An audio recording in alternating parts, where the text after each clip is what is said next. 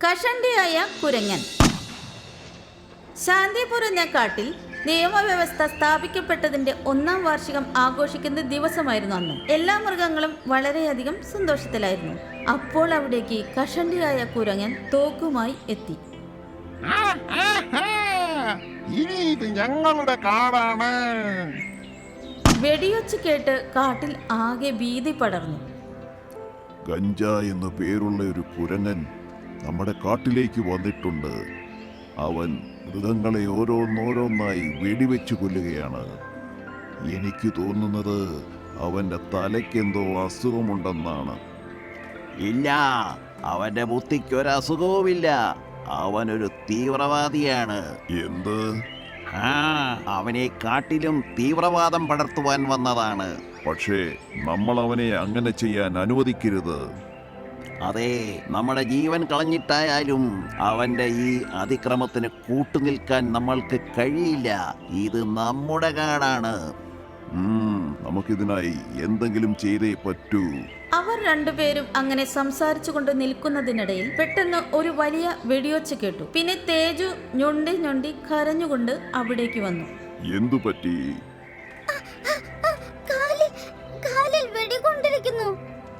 ഓ, ഇത് വലിയ കഷ്ടമായല്ലോ. നോക്കൂ, രക്തമൊഴുകുന്നുണ്ട്. പെട്ടെന്ന് തന്നെ എന്തെങ്കിലും ചെയ്യണം.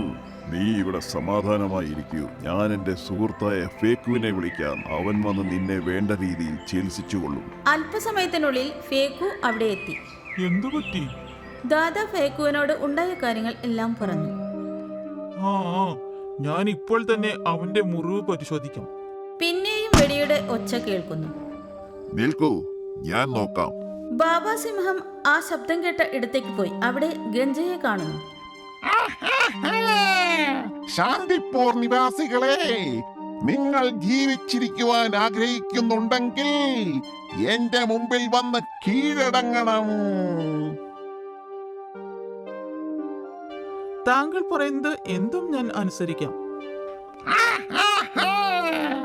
സബാഷ്, എനിക്ക് നിന്നെ പോലെയുള്ളവരെയാണ് വേണ്ടത്. വളരെ നല്ലത്, വളരെ നല്ലത്. എന്റെ കൂടെ കൂടണമെങ്കിൽ നീ ഒരു കാര്യം ചെയ്യണം. ശരി, എന്ത് കാര്യം? എന്നെ ആ ബാബയുടെ വാസസ്ഥലത്തേക്ക് കൂട്ടിക്കൊണ്ടുപോകൂ. അവനെയാണ് ഞങ്ങൾ ഉന്നം വെച്ചിരിക്കുന്നത്. തീർച്ചയായും കൊണ്ടുപോകാം. ഇപ്പോൾ തന്നെ വരൂ. വളരെ നല്ലത്. നമ്മുടെ മിഷൻ പൂർത്തിയാകാൻ പോകുന്നു. ബാബ ഒളിച്ചു നിന്നുകൊണ്ട് അവരുടെ സംസാരം കേൾക്കുന്നുണ്ടായിരുന്നു. ഓഹോ, അപ്പോൾ ഇവൻ എന്നെ കൊടുക്കുവാനുള്ള പദ്ധതികൾ ആസൂത്രണം ചെയ്യുകയാണ്. കദ്ദു ഗഞ്ചയെ ബാബയുടെ ഗുഹയുടെ അരികിലേക്ക് കൂട്ടിക്കൊണ്ടുപോയി. ഈ ഗുഹയിലാണ് ബാബ താമസിക്കുന്നത്. ശബാഷ്, നീ എന്നെ വളരെയധികം സഹായിച്ചിരിക്കുന്നു.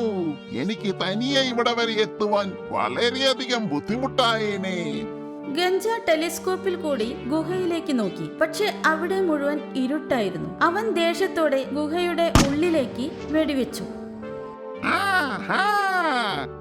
എവിടെ ഒളിച്ചിരിക്കുകയാണ് എലിയെ പോലെ? പുറത്തേക്ക് വരൂ. ഗഞ്ച കുറച്ചു സമയം അവിടെ കാത്തുനിന്നു. പക്ഷെ ഗുഹയിൽ നിന്നും ആരും പുറത്തേക്ക് വന്നില്ല. ഗുഹയിൽ ഒളിച്ചിരിക്കുന്നത് കൊണ്ട് നിനക്ക് നിന്റെ ജീവൻ രക്ഷിക്കാൻ സാധിക്കില്ല. നിന്നെ പോലെയുള്ളവരെ 7 കാതം അകലെ നിന്ന് പോലും കൊല്ലുവാൻ എനിക്ക് സാധിക്കും. വേഗം പുറത്തേക്ക് വരൂ. ഇവിടെ ആരുമില്ലെന്ന് തോന്നുന്നു. ഏയ്, ഇവിടേക്ക് ഓടിപ്പോകുവാനാണ് ചതിയൻ. ഞാൻ ഇപ്പോൾ തന്നെ നിന്നെ കണ്ടുപിടിക്കും. മൃഗങ്ങളെല്ലാവരും ഒരിടത്ത് ഒത്തുകൂടിയിരുന്ന് സംസാരിക്കുകയായിരുന്നു. അതിനിടെ ഗഞ്ച അവിടേക്ക് വന്നു. എല്ലാവരെയും ഒരുമിച്ച് ഒരു സ്ഥലത്ത് തന്നെ കിട്ടിയല്ലോ. എന്റെ ജോലി എളുപ്പമായല്ലോ. എല്ലാ മൃഗങ്ങളും നിരാശയോടെ ഭയചകിതരായി നിൽക്കുന്നതിനിടെ ഫേക്കു ധൈര്യം സംഭരിച്ച് ഗഞ്ചയ്ക്കെതിരെ സംസാരിച്ചു. നീ ഈ കാട് വിട്ട് വേഗം തന്നെ പോകണം, അല്ലെങ്കിൽ ഞാൻ നിന്നെ വെറുതെ വിടില്ല. എന്നെ വെല്ലുവിളിക്കുന്നവർ ആരും പിന്നെ ജീവിച്ചിരിക്കാറില്ല.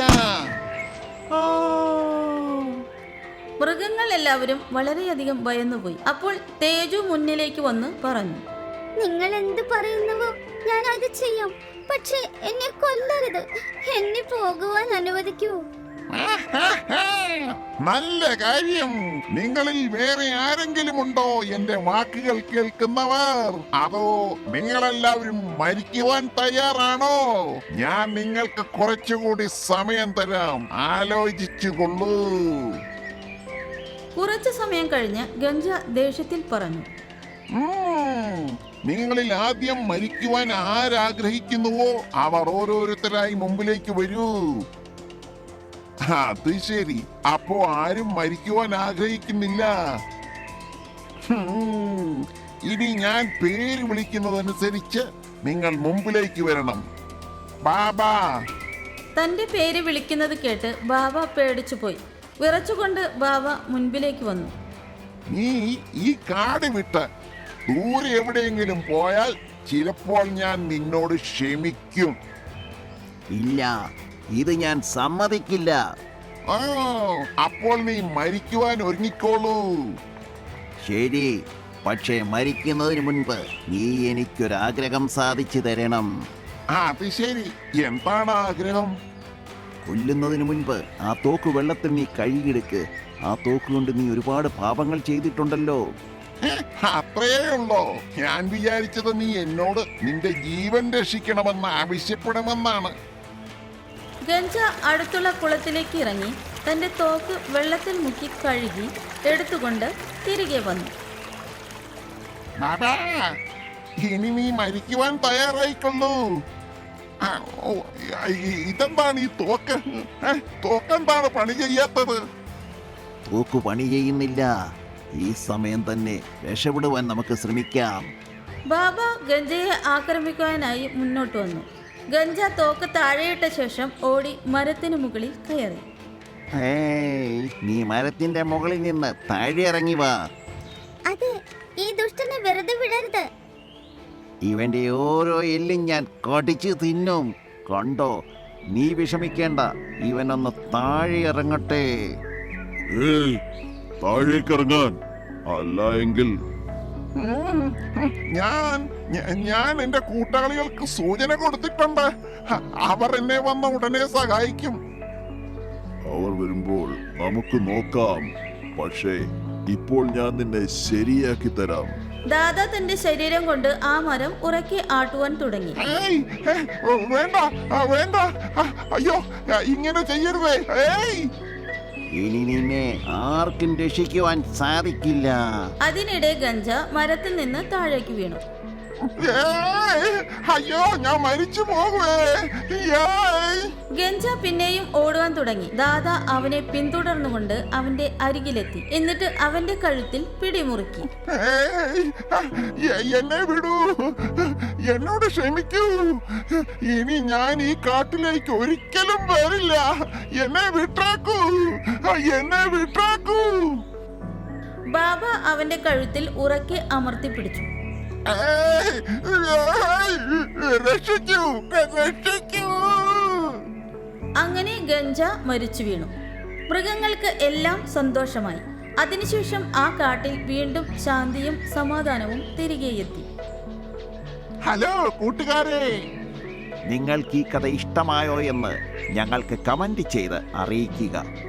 ഈ കഥ നിങ്ങൾ തീർച്ചയായും ലൈക്ക് ചെയ്യുക, കൂട്ടുകാർക്ക് ഷെയറും ചെയ്യുക. ബൈ. നിങ്ങൾക്ക് ഞങ്ങളുടെ വീഡിയോസ് ഇഷ്ടമാകുന്നുണ്ടെങ്കിൽ അവ ലൈക്ക് ചെയ്യൂ, ചാനൽ സബ്സ്ക്രൈബ് ചെയ്യൂ. പിന്നെ ഞങ്ങളുടെ കാർട്ടൂൺ ഷോസ് ഏറ്റവും ആദ്യം കാണുവാനായി ബെൽ ഐക്കൺ അമർത്താൻ മറക്കരുത്.